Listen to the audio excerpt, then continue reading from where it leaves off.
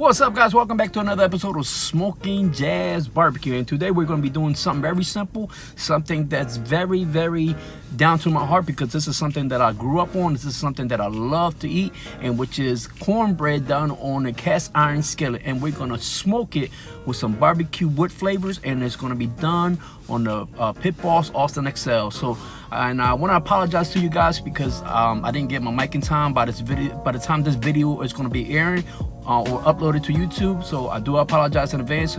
So you're going to have another video without any voiceover. So it's going to be again on the video with word description, a step-by-step word description of how we're going to be doing this video and this cornbread. So guys, stay tuned for this video, and I hope you enjoy it, and tell all your friends about us. All right, Smoking Jazz Barbecue.